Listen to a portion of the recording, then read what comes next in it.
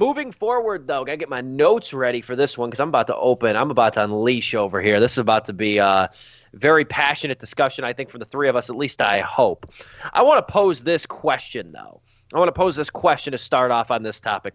What would you say if Barnes & Noble refused a publisher to carry all a publisher's books because they made their clients' books? Let's think high dollar over here. Let's think like, I don't know, autobiographies of famous people, Leonardo DiCaprio's book, whatever. What would you say if Barnes & Noble refused a publisher because they made their clients' books accessible on Kindle? What would you say to that? Would you think that would be a very smart business move in a technologically savvy culture, a culture that is growing more adept to new technology? I mean, look what we're doing right here. I think half the people in this country didn't even use their webcam before about a month ago. But that is kind of that's at least the best analogy I can draw to what AMC Theaters is telling Universal Studios recently. So Universal Studios out with the box office report on Trolls World Tour. We opened the show talking about that. Grossed $95 million in less than 20 days on video on demand. $19.99 the price tag to rent Trolls World Tour on a variety of different services. This is not really a new thing, though. Here's the thing. We actually mentioned this a couple weeks ago about AMC Theaters being combative with different studios with showing their films. The friction goes back to even 2011 with Tower Heist. We were talking about that when the studio behind Tower Heist said, let's release this movie to video on demand for a whopping, outrageous, asinine price tag of $60 to rent. And they didn't even go through with it. But AMC was like, we're not showing Tower Heist then. And it even goes back to about 2015 when Scout's Guide to the Zombie Apocalypse and Paranormal Activity, The Ghost Dimension, both did not play in AMC Theaters because, get this, guys, get this. They were going to be made available, those two movies, 60 days after they were in less than 600 theaters. So what that means is the movies would open at around 2,000 theaters. And then gradually over the next couple of weeks, they'll decrease their theater count. 600 is the limit to be called wide release. Once they got to lower than 600 theaters, after probably about a little over a month of release, 60 days after that point, they would be available on video on demand. AMC said, no, we don't watch your movies. So they didn't show Scout's Guide or Paranormal Activity, The Ghost Dimension. But now they're cutting off. They want to cut off Universal, apparently. So for the question with this, is this a bluff or is this a dreadful miscalculation? Or is it both? Dominic, we'll start with you. This is a quote from the IGN article that you linked. Quote, "Today we make it clear again that we will not be showing movies that fail to respect the windows as it does not make any economic sense for us," unquote. Cineworld said in a statement. FYI, that's Regal's company, too. That's Regal's company. Regal just agreed to AMC's principle of refusing to show Universal films that just broke today.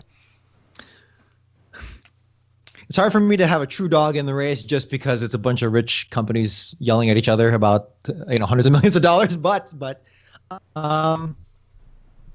it's because of Trolls World Tour. That's the provocator here. I love this timeline. Not really, but it's a hilarious one. Trolls World Tour. I just want that to sit in for everyone. But no, this is kind of coronavirus forcing the issue that has been very slowly but kind of surely rearing its ugly head, which is just when do knock on wood, when are theaters obsolete? When is it all injected into your VR implants or whatever? But which is one thing to laugh at now, but here we are in the streaming days.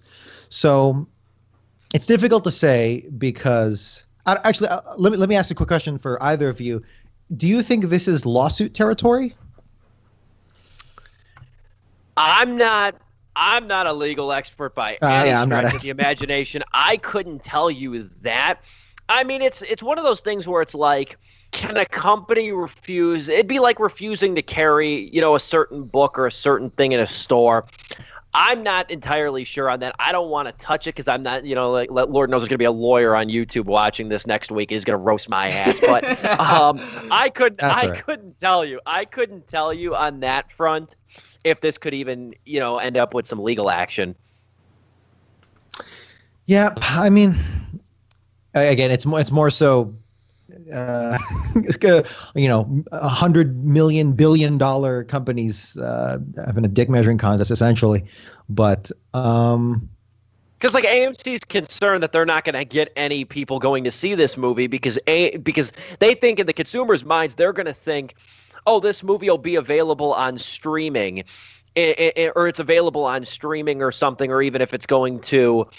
Or if it's because this is the other confusing part about this too. This is the other thing I don't understand is Universal's not asking AMC to show Trolls World Tour in theaters when theaters reopen. They're not asking them to do that. No. This is for their future properties that are probably foreseeably going to go through the conventional theatrical window, and then after several months when they're out of theaters, go on DVD, go on different streaming services. Joe, I will get you to chime in on here. I do want your thoughts on this. But you know what? I'm going to use the quota, the one F-bomb we are allowed to use on the show. I'll get to finally use it today. I'm going to say this. Universal has F9 coming out next year, the Fast and the Furious movie. It has No Time to Die, the James Bond movie. It has The Purge 5, still slated to come out this year. It's got Jurassic World Dominion, and Minions 2. I'd like to see AMC Theaters that's on the brink of bankruptcy and not even coming back after the coronavirus outbreak has passed. I'd like to see them fucking try to refuse these Universal movies that would keep their afloat. I mean, you're going to say no to these movies.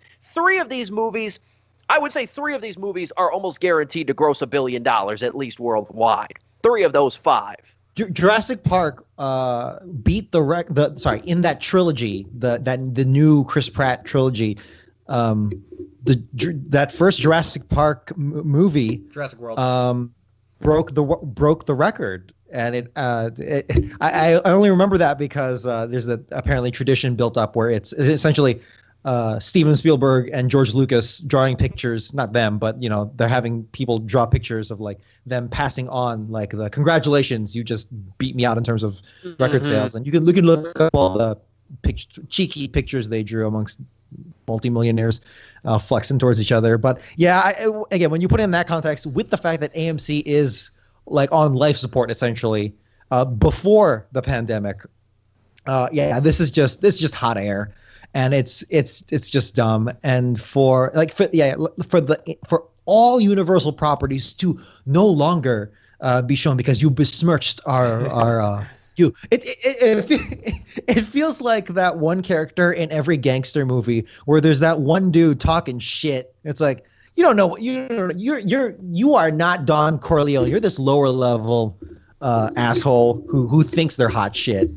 It feels like a move out of that. Yeah, it's a Fredo move. Yeah, it's like a Fredo move. It's a Fredo move.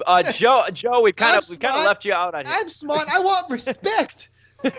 we kind of left you out on here, Joe. I could say something else, but I want to throw it over to you. Get your thoughts on this. I mean, you guys are basically echoing how I'm feeling about it. I'll just add on to this because Jake the Game Snake is bringing this up in the chat, and this is something that, this actually affects me. AMC has a subscribing service that I'm subscribed to called AMC A-List. So now you're telling me 1/3 of the biggest studios in the world I can't go see at your theaters now? Are you kidding me? Look, I know we just got done reviewing Extraction. I'm like, it didn't have a plot or characters. I absolutely love Fast and Furious, though. I think those films are amazing. I think they're a blast to go see in theaters. I can't go see it at AMC now. I can't see it in IMAX. I can't see it in Dolby because you guys are being absolute douchebags and won't let me go see it. Like, and now I can't go see. Yeah. I thought James Bond was owned by Sony. Now I found out like if it actually is by Universal, I'm even more pissed because it's like, dude, I love the James Bond films. I've been watching them the whole collection of them while in quarantine because they're all on Amazon Prime right now. Like, now I can't go see No Time to Die. Well, no time to go to AMC and no time to subscribe to your service anymore because, what the hell? I want the numbers. I want the numbers on how how like the subscription count for AMC goes down after this dick move. Like, Yeah, and know I what? bet you I'm half the people contemplating forgot it. to cancel their subscription. I bet you people have forgot to That's cancel true. their subscription That too is to begin true. with. So like, yeah, give them another reason now when you're already struggling to remember. stay afloat. You know, does AMC have no AMC do they not realize they have no leverage here? They have no leverage. If the report about their poor credit standing with the Better Business Bureau too, and just in terms of their whole just financial standing, if that all those reports did not come out, we'd probably be having a totally different discussion. But the fact that it was just reported a couple weeks ago, they might not reopen after this pandemic subsides. After that, then to come out and say you're not going to show Universal, when Universal, I hate to break it to you, is going to bankroll your salaries with half these movies at least, you're going to really bite the hand that feeds you. Because these companies, too, who are trying to make money, they found another way to release their properties on video on demand and make more money, and it's looking promising. If Trolls World Tour can make $95 million, Jesus Christ, can you imagine what Fast 9 would make on video on demand? Probably not as much as theaters, but still. Desperate times call for desperate measures. You know what I mean? You're in a way, this is a form, and I love this term. I use this term a lot. This is a form of pocket watching. If you guys know what pocket watching is, pocket watching is when you're so concerned about what other people make, what money they make, and how much they're making, what they're doing with their own money. AMC is so pocket watching over here with Universal and how they're going to try to make money off of their movies, and they're saying, oh, we're not getting our cut. When the movies that Universal has to come out later this year, early next year into 2021, there's no plans to release those on video on demand if theaters are back to normal. It really feels like it's like a gangster movie where it's just a bunch of egotistical dons just like getting mad at each other because they're not getting their cut. And yeah, in the court of public opinion, which doesn't really matter because at the end of the day, it's about that money. But in the court of public opinion, even Universal has the leg up here, really, because, you know, they have the best excuse in the world right now to say, hey, I'm sorry, we had to do this. We had to release this. We couldn't release this in theaters because there's a global pandemic killing hundreds of thousands of people. Or I forget the numbers, but, you know, it's killing a lot of people right now. We can't put people at risk. We have to play it safe. I'm sorry. Our apologies to the great AMC, Regal cinemas, but we had to keep public, just on that surface level alone, Universal has the out. I just love how AMC's sitting on the opposite side, like, how dare you keep people at home and entertain them? How dare you keep them away from the cinemas right now? You had to wait. Trolls World Tour would have been perfect in theaters. Trolls World Tour is the one that's going to be in the history books here. God damn it. That's what I said. I said this movie, if you'd have told me 6 months ago that Trolls World Tour would cause such a kerfuffle amongst these billion-dollar industries, I would have laughed you off. I would have laughed in your face. I mean, I just really, this is an interesting situation to monitor, but like, it can all be summed up in a very famous GIF. This is kind of what I saw when I saw that article last night, because I saw it like right when you guys put it in the message, little group chat we got. I saw it like maybe 2 minutes before you guys sent it to me, and I just thought of that old Brady Bunch that's kind of become, the old Brady Bunch clip that's kind of become a meme. I'm like, yeah, sure, Jan. Yeah, tell me how that goes. Sure, Jan. You let me know how that goes. You know, I was going to say, because last I checked, your credit rating's in shambles. You're in financial hell right now. You can't be calling shots like this. This isn't 2000. This isn't 1990. This isn't an era where streaming services don't exist. And I mean, you're also getting into a world now where, and I mean, people have to be like this too. Yeah, I mean, whether you're an athlete or just a businessman or whatever, it's adapt or die. It really is. That's the culture we live in now. It's adapt or die. Look what we're doing right now. Look what we're doing right now in the midst of a pandemic. Look at how many companies have had to switch to video conferences, had to implement different policies, work from home. You got to adapt or you're not going to survive. AMC should be using this time to try to figure out a way that they could weasel their own cut from this. I don't know how it would look. I'm not paid to make those decisions. But at the same time, you know, instead of being resistant to this technology like it's not existing, why aren't you trying to get your cut? I got an idea. And if they actually wanted to adapt to this. So I myself, I mean, we haven't been charged in the last 2 months, and we haven't been charged this month either. But myself, I pay $20 a month to go see 3 movies a week. I can't do that anymore. But let's say you guys wanted to do something where it's like, hey, you pay $20 a month, you can look at these video-on-demand movies through AMC A-List's website. So I can watch The Invisible Man, I can watch Sonic the Hedgehog, I can watch whatever it is on video-on-demand through AMC A-List. They work out just some deal in that sort of way. It's like, hey, we're going to use our subscription service to somehow basically get movies that are on video-on-demand through here. You can work something out, but no, smart. That would be too That's smart. too smart. Like, I know, like, it'll probably a lot of like phone calls and everything, but I mean, like, hell, what else do you guys have going on right now other than losing money or not making any money? I hear that. There's only one big problem with that idea. Joe, how are they going to get you to pay $22 for a large soda and a large popcorn? How are they going to do that? Well, obviously the delivery service that you can charge through the app now, where an AMC employee will drive their car to your house with a large bucket of popcorn. Ooh, that's a new Uber Eats I'm all for.